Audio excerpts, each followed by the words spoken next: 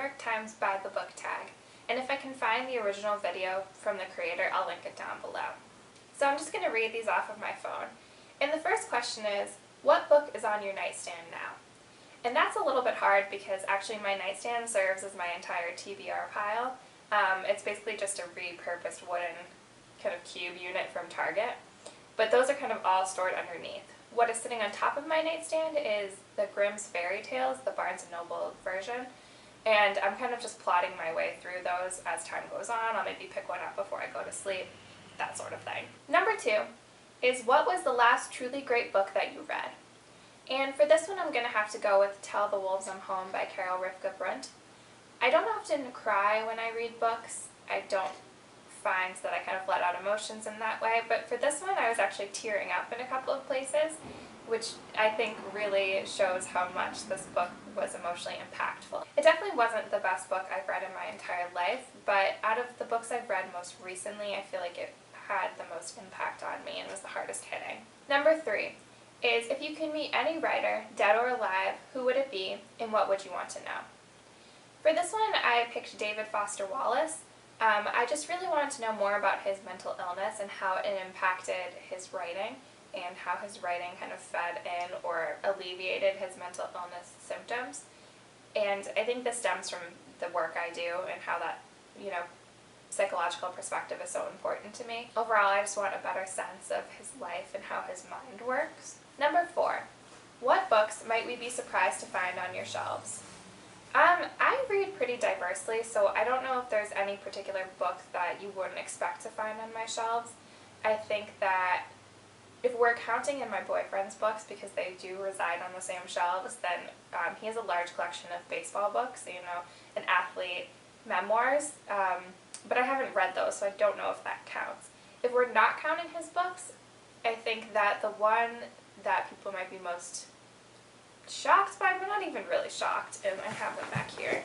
I have 2 DSMs, the 4TR and the 5, and these are the diagnostic statistical manuals that psychologists, social workers, psychiatrists use to diagnose clients, and I use them for work, so that's why I have them. This is not really shocking at all.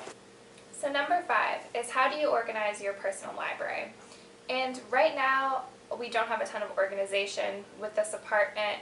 Where the books can fit on the shelf is what we've got. We don't have a ton of storage space.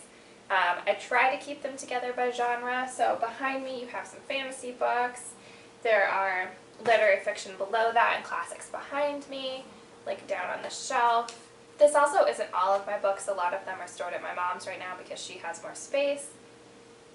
So yeah, but when I do have better shelves and more space, I tend to do them alphabetically by author, if possible.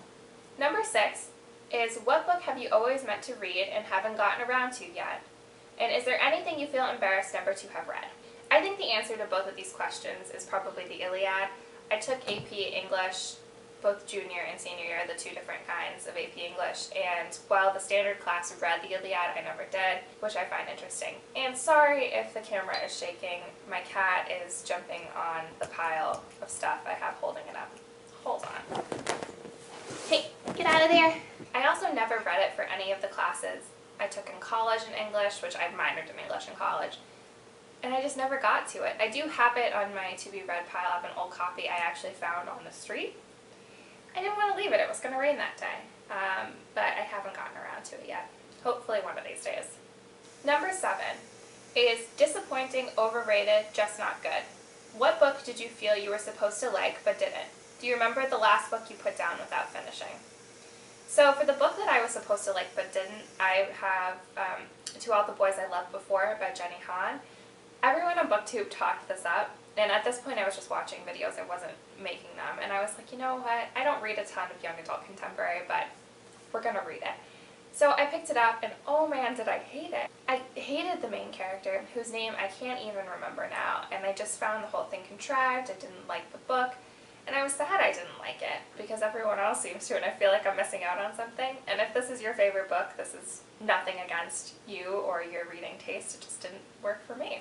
As for the last book I put down without finishing, I don't do this too often, but I'd have to say it'd be The Heist by Jane Ivanovich.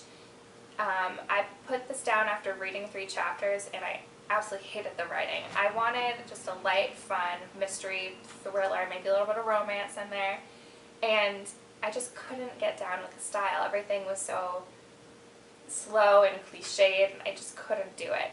I read widely, as I said before. I'll read the classics, and I also have been known to read steamy romance novels and erotica. They may not be the best literature, but you know, if you like them, you like them, and that should count for something.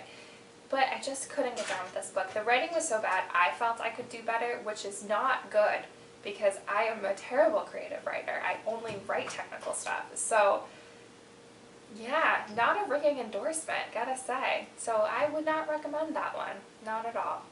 Number 8 is, what kinds of stories are you drawn to, and are there any you stay clear of? I tend to be drawn to books that have a strong theme of psychological growth, struggle with mental illness, anything of that ilk.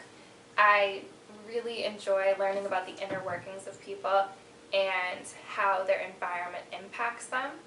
I think that's really kind of my bread and butter if I'm going to go for, you know, a fiction book. That's really my bread and butter if I'm going to go for a fiction book.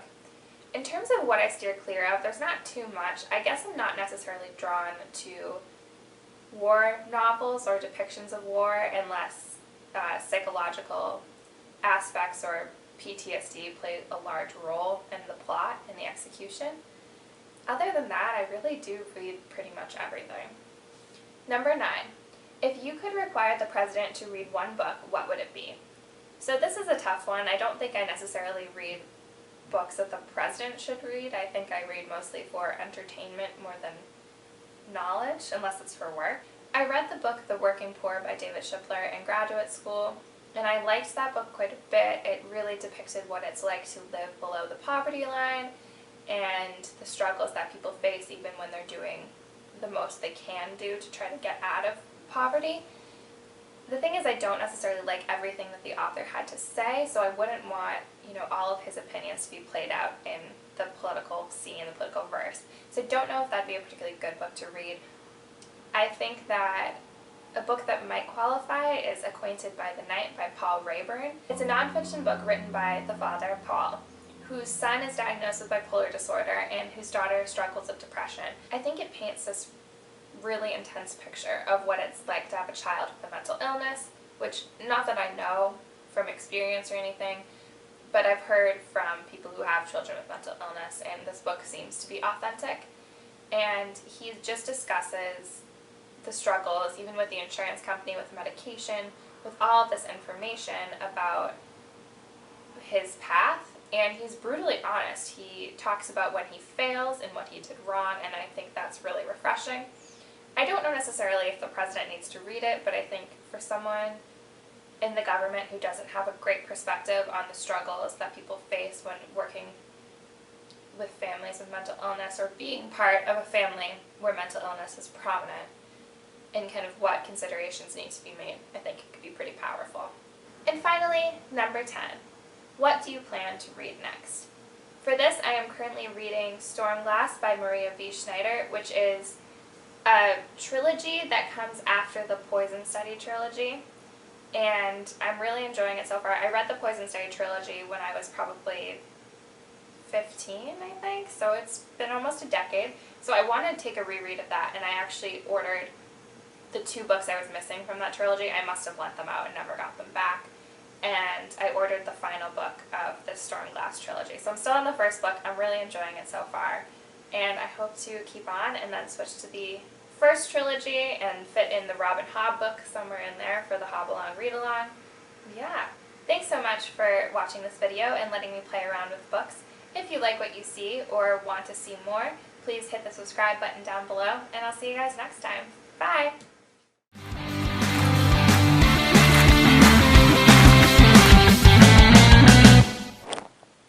Lila, get down. Lila.